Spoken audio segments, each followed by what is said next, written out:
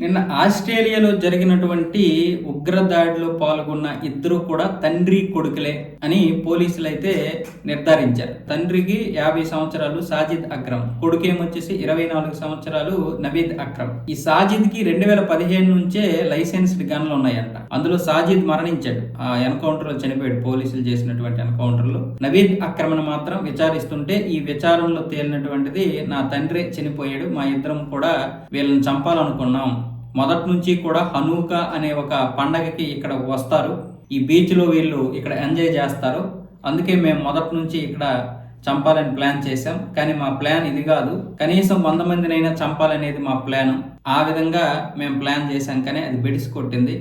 దానికి ఎందుకు బెడిసి కొట్టిందంటే, ముఖ్యంగా అక్కడ అహ్మద్ అనే వ్యక్తి ఒకటిని అడ్డుకొని ఆ తుపాకీ తీసుకొని గురిపెట్టాడు. అయితే అతన్ని కూడా అందులో ఒకడు కాల్చేశాడు. దాంతో ఇప్పుడు ఆయనకి జార్జ్ అనే ఆసుపత్రిలో చికిత్స అందిస్తున్నారు. ప్రస్తుతానికైతే అతడి ఆరోగ్యం నిలకడగా ఉంది. ఆస్ట్రేలియా ప్రభుత్వం అతడికి కూడా ఒక అవార్డు కూడా ప్రకటించేసింది ఇప్పటికే, అతడి ధైర్య సాహసాలకి. నిజంగా చాలా గొప్ప విషయం. అంత తొందరగా స్పందించకపోతే ఇంకా మృతుల సంఖ్య పెరిగే అవకాశాలు కూడా ఉండేవి. మొత్తం 5 నిమిషాల్లోనే 16 మంది చనిపోయారు, 40 మంది గాయపడ్డారు. ఈ 40 మందిలో కూడా మరో 2-3 పరిస్థితి విషమంగా ఉందని తెలుస్తోంది.